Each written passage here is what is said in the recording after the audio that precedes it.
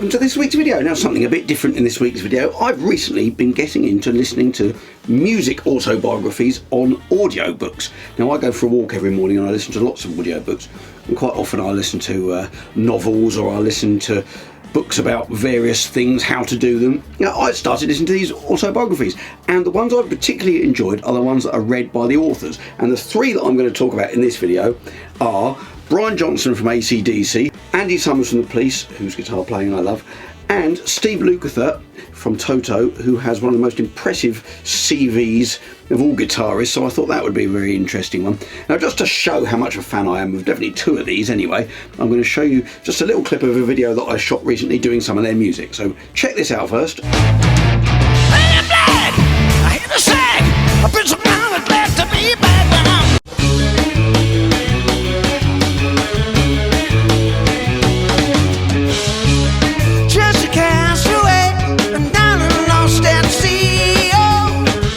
As I've mentioned in the title of this video, there was one of these three that I didn't particularly enjoy, but I'm not going to say which one that was for now. I could save that for later, but I'm going to start with my favourite, which was Brian Johnson. Now, I'm going to try not to give too many spoilers here, because I would urge anyone to read this, and a couple of people I've told about this have read it, and everyone who I know who's read it completely agrees with me that it's absolutely brilliant. He doesn't sound like he's reading the book, he just sounds like he's kind of telling you the stories over a pint, and his sort of delivery, his use of language, I don't know if this is the same if you read it on the page, but because he's reading it, he's so good with his delivery, and above all, he's absolutely hilarious. I mean, I go out for a walk early in the morning and I must have looked like a complete nutcase walking along the road at 6:30 in the morning laughing my head off, but that's the effect that this book had. And it's a very inspiring story. I mean, he came from about the most deprived background you can imagine,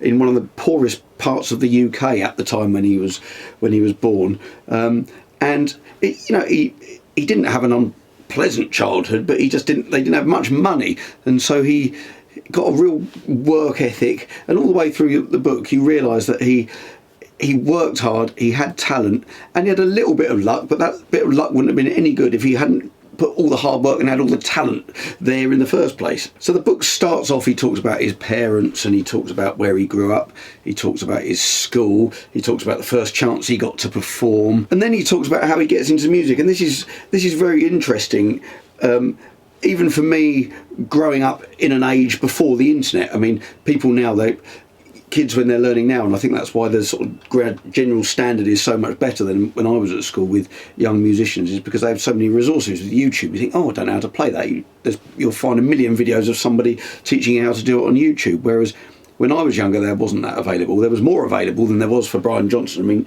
we could buy videos and books and things like that, but Brian Johnson's a generation older than me, and it wasn't just that there wasn't any YouTube or any books. You couldn't really get the instruments or the equipment. It just wasn't around, or it was prohibitively expensive. So it's interesting hearing how he discovered the music, and you'd hear little snippets on the radio, and then you might know someone who's got a record player and you'd have to go around their house. My dad's told me similar stories. He's a similar age to Brian Johnson. I think he might be a couple of years older.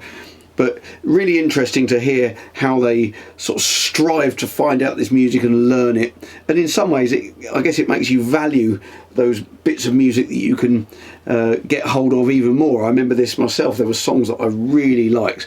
I remember liking some Rod Stewart and Eagles songs when I was very young, and I couldn't get hold of them. And I'd hear a snippet on the radio, and then my next door neighbour had an Eagles CD, which he lent me, and I listened to, so I went and got myself. And it's they're much more precious now. Now you can get any bit of music at the drop of a hat. He also continues to tell the story about how he had his own band. He was in a signed band, and they released some albums, a band called Geordie, which you can hear those recordings. They're on Spotify. Actually, I think I prefer his voice on those recordings than I did with AC/DC, because he talked about later how Mutt Lange would encourage him to sing higher and higher, but when he's not singing right at the very top of his range, he's got a phenomenal voice. He's a brilliant singer. It made me appreciate it even more listening back to some of his older recordings. One of the interesting things in the book as well that I really liked is how he ended up with that look with the cap, and he used to wear that baggy baseball shirt when they first started. It's interesting how that all came about. It was all completely unintentional, so that's worth a listen as well. And it tells of the struggles he had with his first band, and then how he, the story about how he ended up with the AC/DC gig, and it's really interesting hearing his side of the story about the rest of the guys in the band and how they went and recorded the first album and all this kind of thing. And it's absolutely brilliant. I would urge anybody to read this book. It's kind of inspiring, it's funny, and it's just really, really worth a read. And he is so funny, it really is. And next time I listen to it, I'm going to do it in the privacy of my own home, because it's very embarrassing walking out along the road laughing your head off. Now, on to the second book. I'm going to do them in this order. I'm going to do the one second that I really didn't enjoy. And the one I really didn't enjoy was the Steve Lukather book. Now, there's no denying he has one of the most impressive CVs of probably any living guitarist. I mean, he played on those Michael Jackson songs. I mean, the list of albums that he played on is just phenomenal. And it was quite interesting as I listened through it, and he talks about all the sessions he did.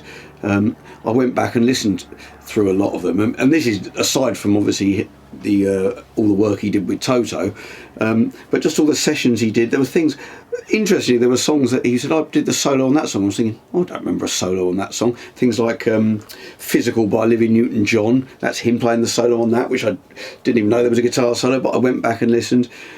So there's absolutely no denying he is, or he was at that point, one of the most sought after guitarists in LA. He also, there's no denying he's a great player. He can really play, and people kept hiring him back. Very, very successful guitarist. Now, I have to say personally, I've never particularly been a fan of his guitar playing. I admire him. I think he's a good player. It's just not the kind of style I like. The sounds he chooses aren't the kind of things that really appeal to me. But that's not to detract from anything of that. That's not a criticism. But what is a criticism of this book is his kind of constant going on about his crazy sense of humour and what a crazy guy he is, and making an excuse if somebody didn't like him. He didn't get my sense of humour. Well, in my book, somebody doesn't get your sense of humour, it just means that they don't find you very funny. Now, I can't help thinking if he wasn't a musician and he worked in an office, he'd be the kind of person who'd have a sign next to his desk saying, you don't have to be mad to work here, but it helps. And there's a character from a UK comedy sketch show who sort of epitomises that office joker. This is what Steve Lukather would be like if he didn't work in music. Now, there's a few examples of this, and for me, he just came across as being an incredibly irritating human being, which is weird because it's his book. He can write what he wants in it. And if these were the bits that he didn't mind sharing, Christ knows what there is in actual fact, unless he just shared everything. But there are a couple of stories about how, a guy he was in the studio with was trying to play a part, and he knew that he'd be concentrating because they were all trying to put him off. He had to go off and do another session to try and mess this guy around so he couldn't get off to his other session. They all started throwing things at him, so he's trying not to look at them. He's looking at the part, and Steve Lukather knows that as soon as he finishes his part, he's going to look up. So Steve Lukather pulls his trousers down, so as the guy looks up, Steve Lukather's arse is right there. Now, every story in this book is sort of ended with, well, you had to be there. And it's true, I did not laugh once through this book. I just ended up thinking, that's really annoying. There were two stories that particularly, I'd almost turned the book off.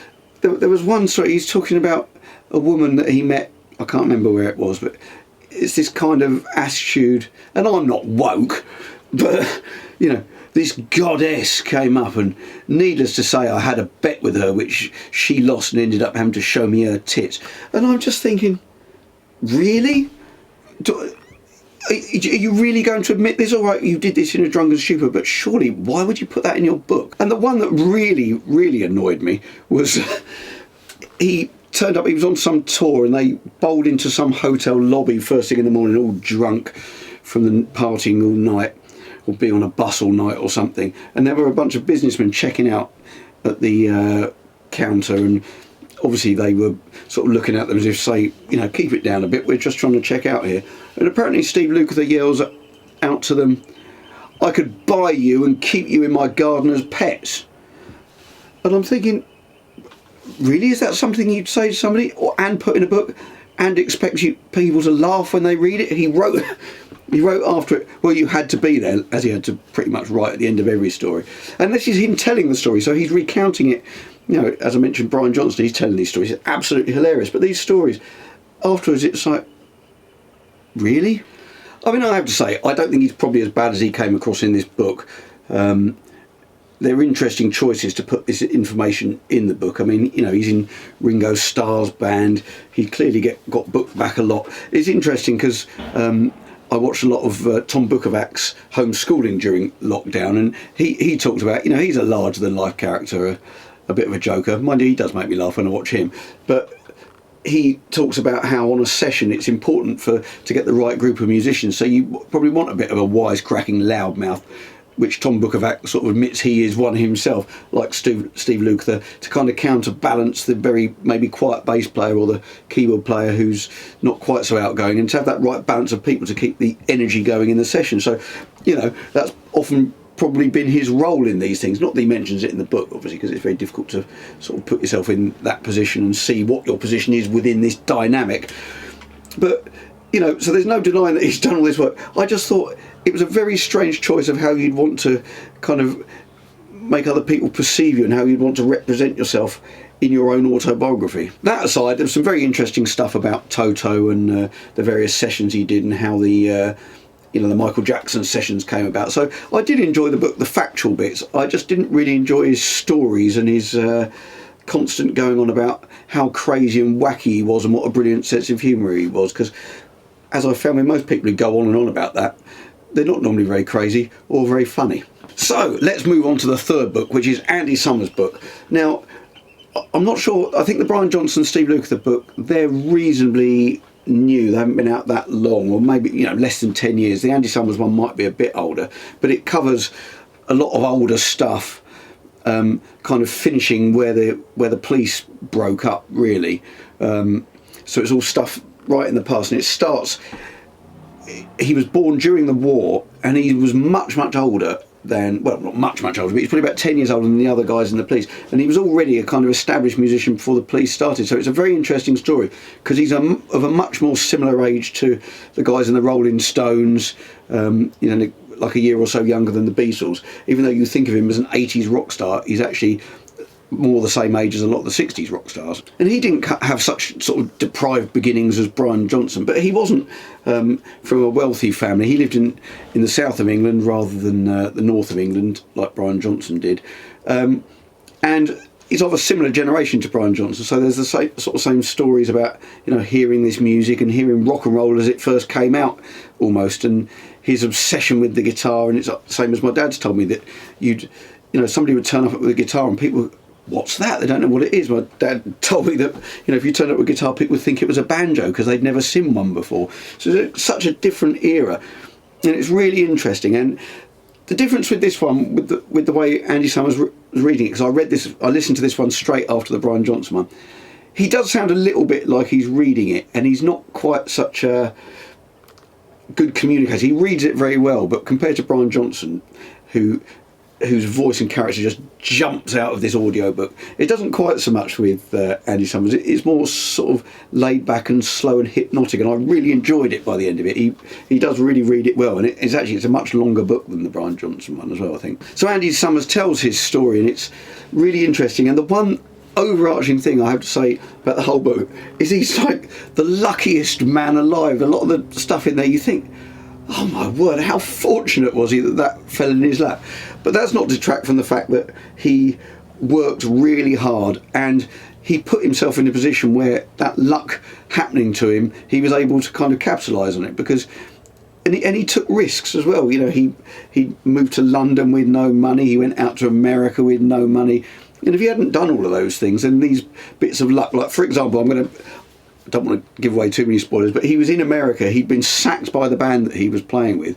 He phoned one of his only other friends that he knew was in America at the time and said, oh, we're looking for a guitarist in the band. The band was the Animals, who were one of the biggest bands in the world at the time. So he walked into the gig as the guitarist of one of the biggest bands in the world.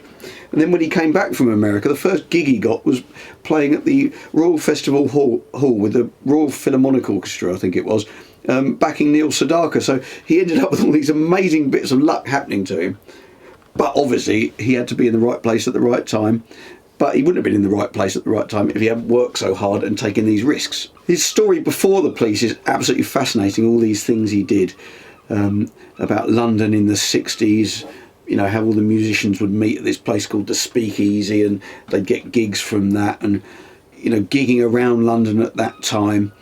And then it moves on to the story about how he met the guys in the police and their sort of meteoric rise to fame. And it was an absolutely brilliant story, and he's a brilliant writer as well. It's written in a much more sort of flowery, artistic, literary way than the other two books, but not to its detriment. It's a brilliant read. But I'd really urge you to listen to this one and the Brian Johnson one, and I'm definitely going to listen to them again at some point further down the line when they're not so fresh in my mind. It's a fascinating read, not just the police bit, as I say, but his sort of description of the music scene, the hippie scene in the 60s. Absolutely fascinating. Well, I hope you enjoyed the video and didn't mind my negative review of the Steve Lukather book. I don't like giving negative reviews, but it did annoy me, so I couldn't pretend that it didn't. I bring out new videos at 7 p.m. UK time every Friday. Do check out my website, which is iamtjwalker.com, and I've got a show coming up at the end of this month where I called it the Guitar Through Time, where I'm doing all the sort of guitar classics on the various different guitars, sort of to tell the story of the electric guitar through time. Thought that was a good idea, an interesting idea for a show, as well as an excuse to play all my favourite songs on my favourite guitars. So check that out. That's on the 23rd of July. And hit like, hit subscribe, and I hope to see you next week.